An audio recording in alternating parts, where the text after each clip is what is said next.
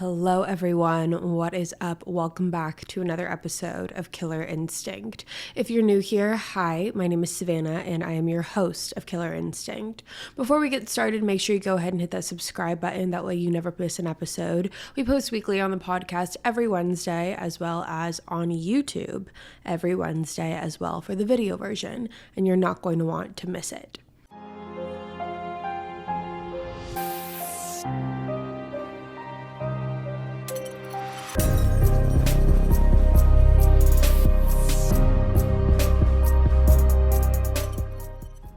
Now, as you guys can tell by the title of today's episode, today we are diving into the unsolved disappearance of Amy Lynn Bradley.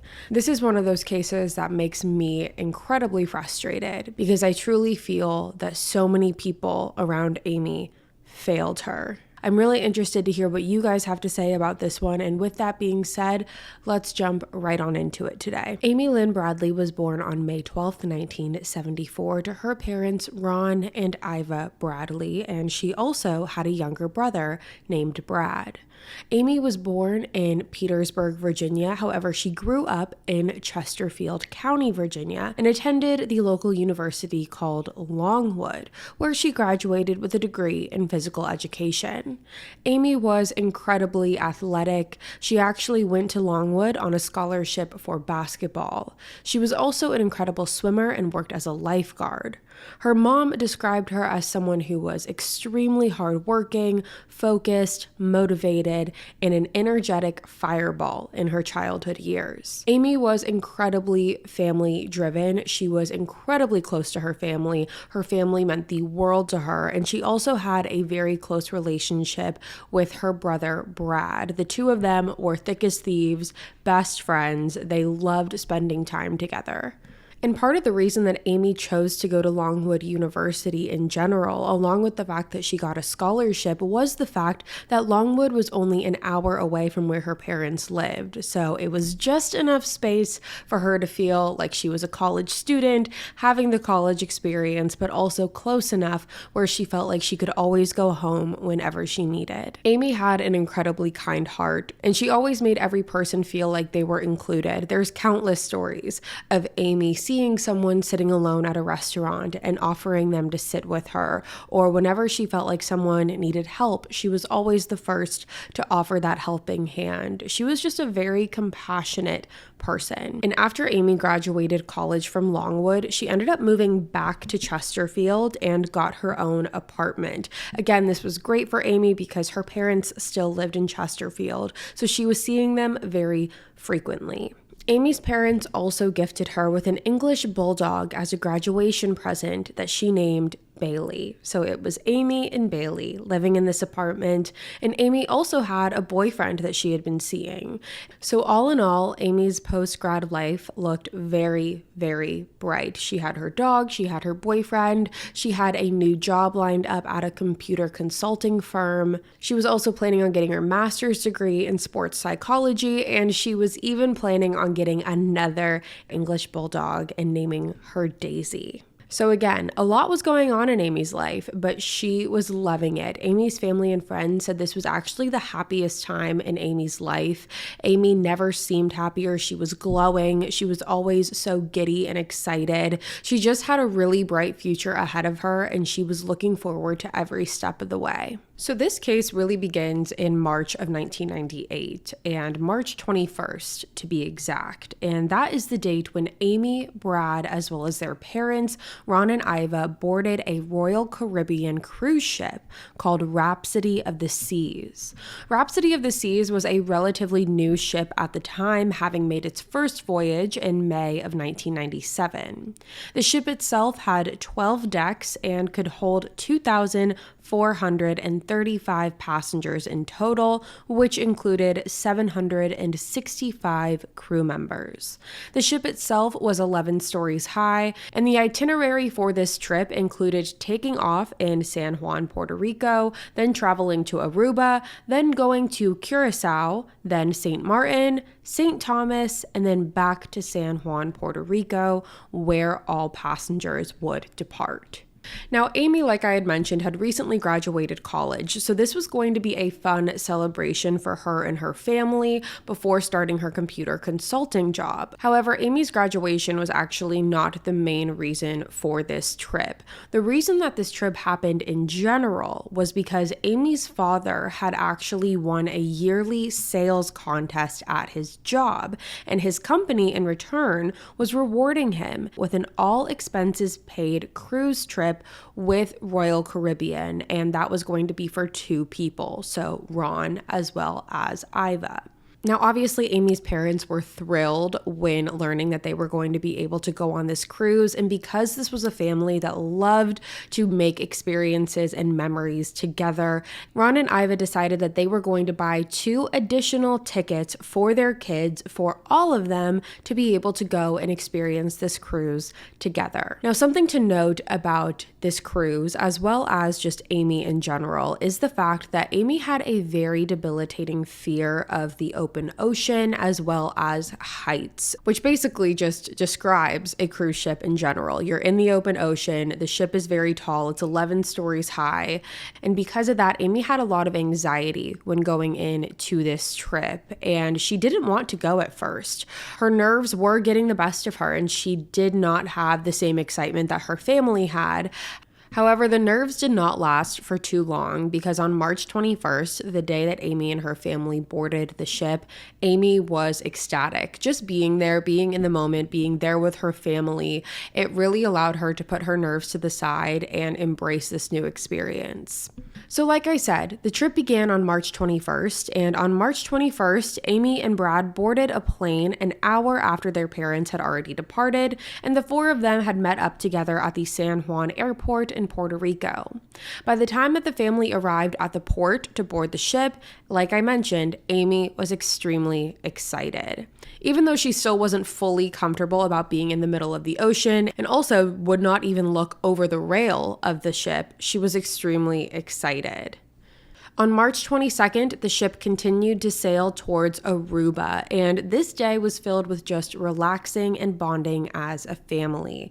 It was a day where the ship was just set at sea, so that just meant that the day was spent exploring the ship and relaxing. Amy and her mom actually went to an art auction that was taking place on the ship, while the boys did their own thing with relaxing by the pool, and then they all met up later that night.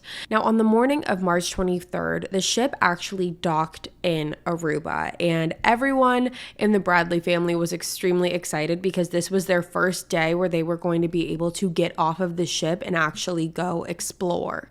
The Bradley family spent their day shopping and renting a Jeep to explore the island further before going back to the ship. Now, the night of the 23rd, March 23rd, this was actually a formal night at one of the restaurants on the ship.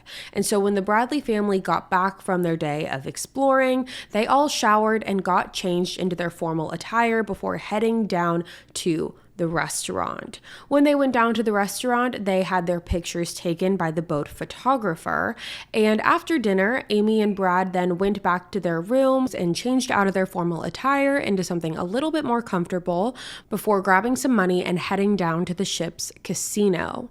Now, Ron and Iva actually ended up staying at the dinner because they were there with some of Ron's colleagues, so they were just finishing up their dinner with a nightcap. But weirdly enough, after Brad and Amy had gone up to their rooms, one of the waiters had approached Iva while she was sitting at the table. The waiter had asked her where Amy had gone. Now, obviously, Amy's mom thought that this was a little strange to begin with, but especially because she had already thought throughout the dinner that this specific server was paying a little too close of attention to Amy. So Iva asked the waiter why he wanted to know where Amy had gone, and in return, the server had told him that they wanted to know where Amy had gone because several of the waiters on the ship had thought that Amy was incredibly attractive and they wanted to take her out to a bar later that night. Now, the bar, which is actually a little bit of a club that the servers had wanted to take Amy to, was a bar called Carlos and Charlie's, and it is a popular club in Aruba, and coincidentally enough, this is the same exact bar that Natalie Holloway was seen leaving with 3 locals when she went missing in May of 2005. Now, there's not known to be any connection. However, it is very strange and a little eerie that this is the same exact place. Now, when Iva had heard this, she thought that this was a very strange and odd request, and it just rubbed her and Ron the wrong way. So they finished up their drinks and decided to call it a night. Iva had gone over to where all of the photos had been laid out. As I mentioned earlier, the boat photographer was taking photos of everyone for this formal dinner, and he was laying all of the photos out on a table nearby. When Iva had approached the table, she saw that all of the pictures of Amy were missing. And when asking the photographer where Amy's photos were, the photographer was insistent on the fact that he did put Amy's photos out, but he didn't know who came and picked them up. So after this whole strange encounter, Ron and Iva decide to go down and meet Amy and Brad at the casino. And when they got there, they had told Amy about the weird interactions and the weird things that were being said by the server. And in response, Amy told her mom, quote, "They're creepy. I'm not going anywhere with them," end quote. Casey Schoen was murdered in the middle of an August night, shot point blank while idling in his Dodge pickup truck in North Indianapolis. There was no physical evidence, no known motive, and no one coming forward with information, except one woman who swears to this day she saw Leon Detroit Benson pull the trigger. Leon Benson was sentenced to 60 years in prison, all because one person swore they saw something. But what if she was wrong? And could we prove it? From Wondery and Campside Media comes season 3 of the podcast Suspect. This is the story of a botched police investigation, the dangers of shaky eyewitness testimony, and a community who feared law enforcement with good reason. Suspect 5 Shots in the Dark, an investigative look into 2 victims, one murdered in cold blood, one imprisoned for a crime he didn't commit. Enjoy Suspect 5 Shots in the Dark on the Wondery app or wherever you get your podcast. You can listen to Suspect early and ad-free on Wondery Plus. Join Wondery Plus in the Wondery app or on Apple Podcasts. Now, after they were done at the casino, Amy and Brad made their way to the dance floor where there was a band playing called the Blue Orchids. The Blue Orchids had boarded the ship in Aruba, so they were local to Aruba, and the ship had hired them to play that specific night. Now, the ship had also hired a videographer to help put together a promotional video for the ship, and this just happened to be lucky enough because the videographer actually caught some clips of Amy this night. Amy had been seen with some of the members of the Blue Orchid band, specifically with the bass player named Alistair Douglas. Alistair went by the nickname Yellow, and Amy's family saw her talking to Yellow for some time. However, Amy later told Brad that Yellow was trying to hit on her and was acting like what she said, a real jerk. But other than Amy saying that Yellow was acting like a real jerk, there was no other conversation about him after that. Amy didn't say that he had asked her anything or really got into detail about what their conversation was about. All she said was that he was a jerk and left it at that. Now at 1 a.m., the ship ended up leaving Aruba to make its way towards Curacao. And at this point, Ron and Iva decided to clock out for the night and head to bed. So again, that's around the 1 a.m. timeline. Now, even though their parents were going to bed, Brad and Amy decided that they wanted to stay out a little longer. So at this point, they made their way to what was called the Biking Lounge, which was actually the nightclub on the ship. And again, while at the Biking Lounge, the videographer was able to catch clips of Yellow and Amy together. The two of them were caught on video dancing. They were very close to each other. Definitely didn't seem to be any animosity towards each other in these clips. Now, according to Yellow, he claimed that after the Biking Lounge, him and Amy parted ways shortly after that. He stated he headed towards the staff elevator and he does not know where she went. Now at 2:45 a.m., Ron had woken up to check and see if Amy and Brad had made it back to their room. However, he saw that they had not. Ron decided to go down to the dance club to see if they were still there, and he did find Brad. Brad was on the dance floor with a group of women, and on the second story of the nightclub, he did find Amy talking to some of the band members and the DJ. Now, Ron did not speak to Amy at this point. He didn't go up to her and say anything. He just saw her, saw that she seemed to be okay, and went back to the room. Now, Amy and Brad ended up getting back to their room at approximately 3:35 a.m., and Brad got there first. Brad entered the room, again, approximately 3:35, and Amy came in roughly 5 minutes later. Once the two of them got into their room, they went onto the balcony that was off of their room and smoked a cigarette before Brad decided to go to bed. According to Brad, Amy told him that she was going to stay up on the balcony for a little bit because she was feeling slightly nauseous from what she said was motion sickness. Now, the family did have an adjoining room, so their rooms were right next to each other, and at 5:30 a.m., Ron had woken up and looked out onto his balcony and was able to see Amy's legs from her sitting in the lounge chair. So at 5:30 a.m., Amy is seen by Ron sitting in this lounge chair. They had adjoining rooms and their balconies were not connected, so all Ron was able to see when he went out to his balcony was Amy's legs. And at this point, Ron had assumed that Amy had just fallen asleep outside, and he ended up going back to bed. He did not wake her up. Now, only 30 minutes later at 6 a.m., Ron claimed he woke up again and went outside and saw that this time Amy was gone. She wasn't outside anymore and the balcony was empty.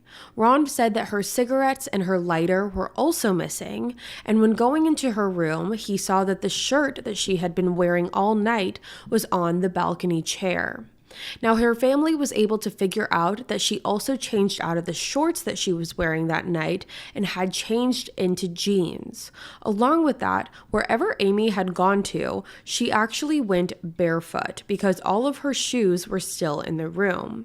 Now, at this point, Ron began searching the deck and around the common areas that the family had frequently visited during their short stay, trying to look for Amy. And at this point, it was only Ron that was looking. Ron did not want to wake his family up and worry his family. He simply thought that he was going to be able to walk around this ship and find Amy somewhere. However, she was nowhere to be found. And part of the reason that this worried Ron so much was because of how out of character it was for Amy. Amy was not the type of person that would just leave and not say anything, despite what time of the morning it was. She usually would always leave a note or she would tell someone where she was going, but the fact that she didn't say anything really made Ron worry. Now, it was still fairly early in the morning. We're talking around a little after 6 a.m. And when Ron was wandering the ship, he found a few college kids that had been up for the entire night. And Ron had gone up to these group of kids and asked if any of them had seen Amy.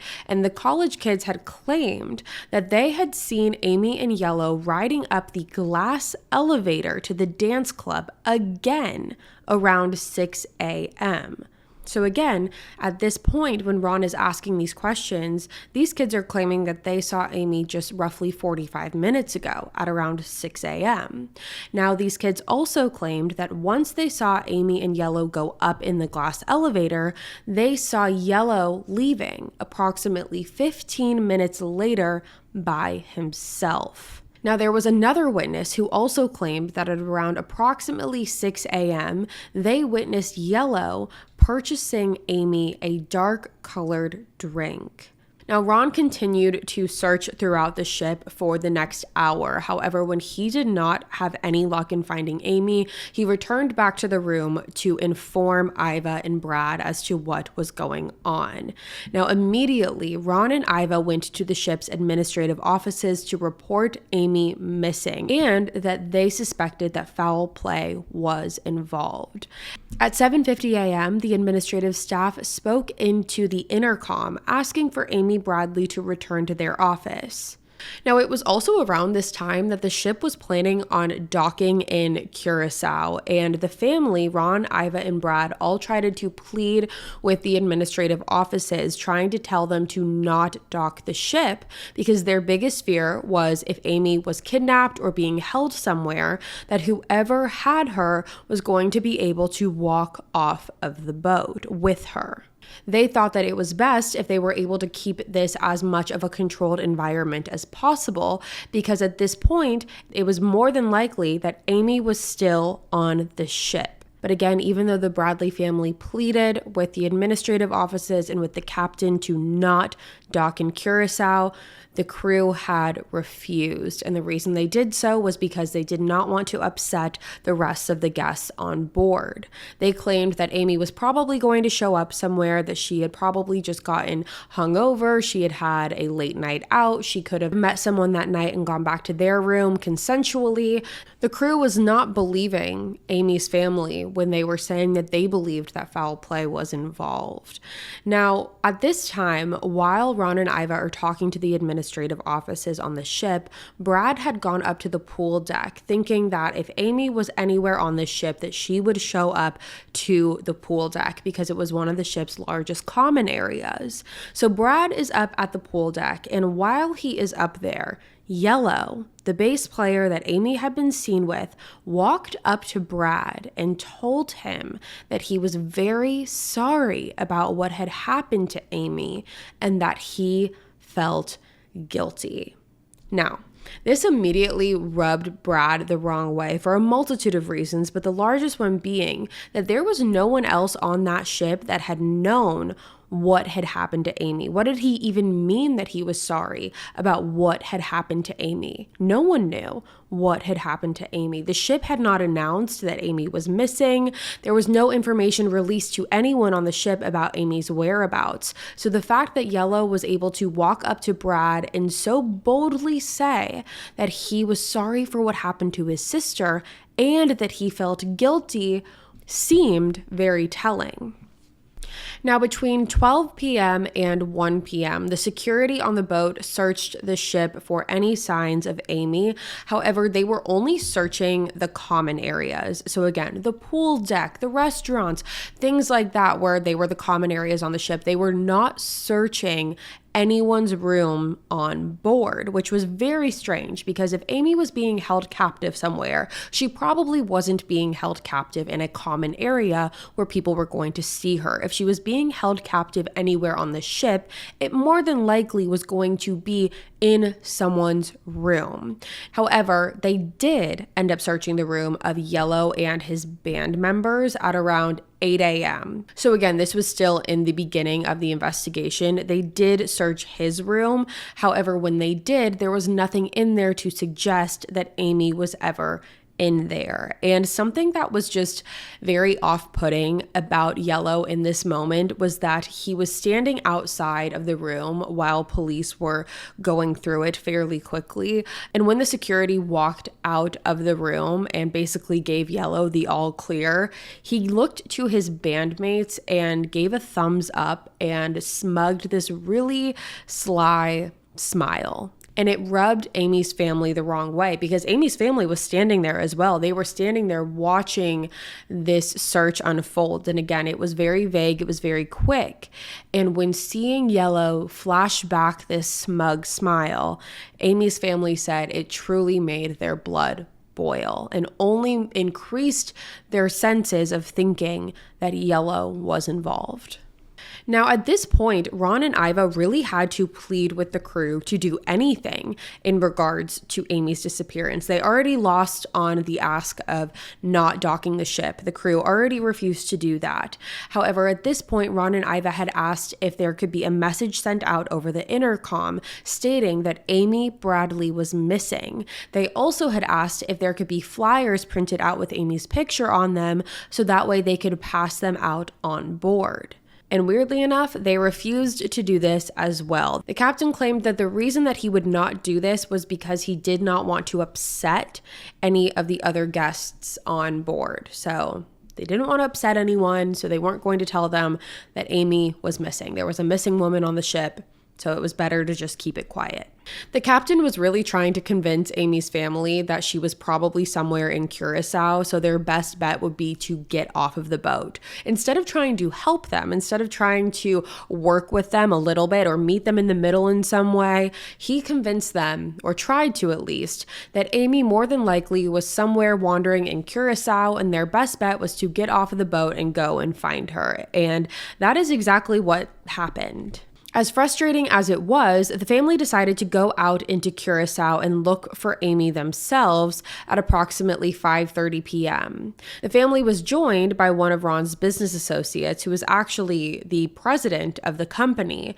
And this president of the company actually paid for the hotel rooms for the Bradleys to stay in, because at approximately 6:30 p.m., just about an hour after the Bradleys left the ship, the Rhapsody of the Seas disembarked from Curacao and they were on their way to St. Martin, and the Bradleys were still in Curacao. So the ship leaves without them, because at this point the Bradleys are thinking, because again, the captain was so adamant that if Amy is anywhere, she's probably wandering Curacao, and that is where we're going to find her. So on March 25th at approximately 6 a.m., the authorities in Curacao began their land and sea search for Amy Bradley. They used radar planes, they used helicopters, fishing boats, warships, anything they could to aid to their search. And the Bradleys actually contacted the FBI, and the FBI flew to St. Martin, which again was where the ship was docking next. And the Bradleys ended up following the FBI to St. Martin. So even though they were still going on their search in Curacao, they decided to then go meet the FBI at the ship in St. Martin. Now, the captain on the ship only agreed to allow 2 FBI agents on this massive giant ship. On March 27th, the Bradleys left the ship, and while the Rhapsody of the Seas went back to San Juan, Puerto Rico, the Bradleys went straight back to Virginia. At this point, they were absolutely devastated at what happened. I can't even fathom the idea of losing a loved one on a cruise ship in a place that is so foreign to you, not knowing where you're going, what you're doing, what you're looking for, where you're looking half of the time, and then having to go back home without that loved one. You left as a family of 4, you're coming back as a family of 3 with more questions than you have answers. And just about 4 days after they started their search, on March 29th, the Curacao police ended their search to find Amy. So the police were not even looking for Amy anymore at this point. Now, about a month later, in April of 1998, the Bradleys actually went back to Curacao to resume their own search. Even though the police had called off their search, they were there doing their own search. And it was while they were there that there was a taxi driver that reached out to the family and said that on the day that Amy went missing, a woman matching Amy's exact description had approached his car, and she was visibly very upset. She had asked the taxi driver where she could find a phone, and he pointed her in the direction of the nearest payphone and then drove away. He claimed that obviously had he known that Amy was missing and this could possibly be her, he wouldn't have simply have driven away, but at the time he had no idea. But again, he stated that this was the day that Amy went missing. This woman matched Amy's description to a T, and she was visibly upset. And there were multiple sightings of Amy being in Curacao by people who have claimed to see her with different men. In 1999, there was actually a former Navy petty officer who had reported seeing Amy in a brothel in Curacao. And the reason he didn't report it was because he didn't want to get in trouble for being in a brothel. And at the time, he didn't think that it was Amy. However, he saw Amy's face on a true crime unsolved TV show years later and made the connection. And this man was actually able to recount the details of this story. He claimed that he was at a brothel in Curacao when a woman who matched Amy's description to a T approached him. He said that the woman approached him and told him that her name was Amy and that she desperately needed help. At that point, the man didn't know what to believe or who Amy really was, and so he ended up leaving without her. Now, at this point, the Bradleys did hire a private investigator, and it was around this time that they actually received an email from a man named Frank Jones, who claimed to be a Navy SEAL. Now, according to Frank, he told the Bradleys that a local chef had told him, so again, kind of a lot of moving parts, but Frank is saying that he was speaking to a local cook in Curacao. The cook had claimed that he had spotted Amy and was able to identify her by her tattoos, and that he also heard her singing a lullaby that Iva had taught her as a child. Frank went on to tell the Bradleys that the chef said that Amy was being held at a compound and sex trafficked with other women, and that the compound was being guarded by Colombian men. Now, when the Bradleys heard this, this was the first real lead that they felt like they had in a long time. And so when they ended up hearing this, they were in constant communication with Frank, and they ended up sending Frank a lot of money to help fund his search, because Frank was talking himself up, saying that he was a Navy SEAL, that he was going to help them get Amy, because clearly the law enforcement, everyone in Curacao, no one was helping the Bradleys. And so Frank claimed he was going to go in, he was going to save the day, he knew where Amy was, he was going to get it done, but he needed some money in order to do so, to fund his search and ultimately be able to get Amy back. Now, this seemed like the Bradleys' last resort almost, and it really got their hopes raised, because they're now hearing that their daughter, who they haven't had contact with, no one seemed to have seen her, they're just not getting a lot of answers. They now have this guy who is claiming that he knows where Amy is, and he's this former Navy SEAL, he's going to go in and he's going to do it. So they start sending him money, and not just a little bit of money. They're sending him thousands and thousands of dollars, $24,000 to be exact. And Frank was being very convincing as well. He was sending the Bradleys pictures of what he would claim would be sightings of Amy. So he was really reeling the Bradleys in. So Frank tells the Bradleys that he is going to be able to fully complete this mission. He just needs a little bit more money, and they send it to him. Now, after about a week after sending this money, the Bradleys receive a phone call from a former Army sniper named Tim. And Tim had actually been hired by Frank. So Frank hires Tim to watch the house that he claims that Amy is at in Curacao. So Frank hires Tim to kind of be the watchdog for him, to surveillance this house in Curacao that he is so certain that Amy was at.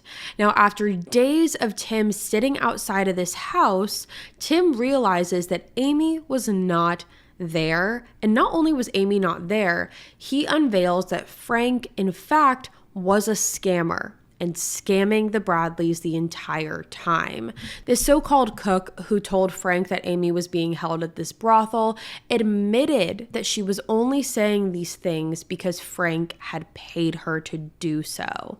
It was also revealed that all of these pictures that Frank was sending, they were all just random photos that were doctored to either look like Amy or to look real in the sense of it being a brothel or a compound. It was all fake. The whole thing was fake. And like I said, the Bradleys had sent Frank Jones $24,000, and they did press charges against him. He ended up getting charged with defrauding and was forced to pay the $24,000 back. However, as of a couple years ago, that still has not happened. Now, there was also another instance of a woman who claimed to have seen Amy.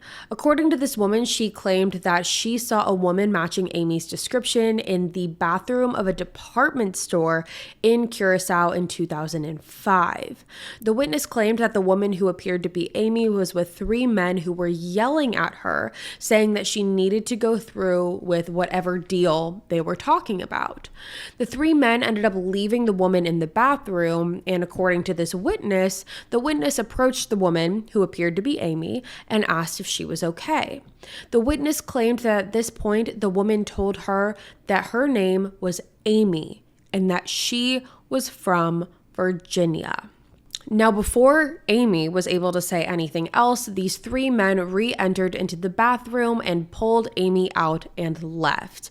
Now, there were actually composite sketches drawn of these men, as well as what the woman who claimed to be Amy looked like. And in 2005, the Bradleys received an email with a picture of a woman who looked like Amy that was found on an Escort website. The sender of the email actually worked with an organization that looked into missing persons cases and tried to match them with women on these Escort websites. The woman on the website was listed under the name Jas or Jess, it's Jas, and was working in the Caribbean. Now, the FBI has not been able to locate the woman in the photo. However, forensic examiners have said that the woman may in fact be Amy. And when you look at the composite sketch that was drawn of Amy in the department store bathroom and look at this picture of possibly Amy online on this Escort website, the two look eerily similar.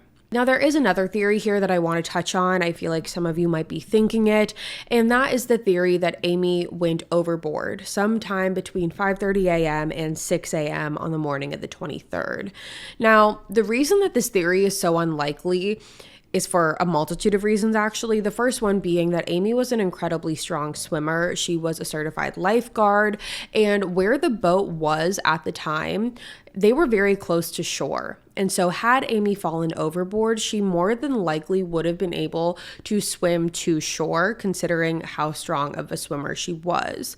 The second reason is that Amy was absolutely terrified of heights and even refused to go to the boat's ledge. So this whole idea that she would get herself in a position close enough or able enough to go overboard seems unlikely when you match that with how paranoid she was about heights.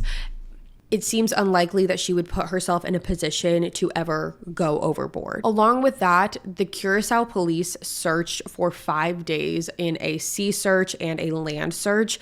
And if Amy fell overboard and, let's say, was not able to swim and drowned, her body more than likely would have been discovered at that point.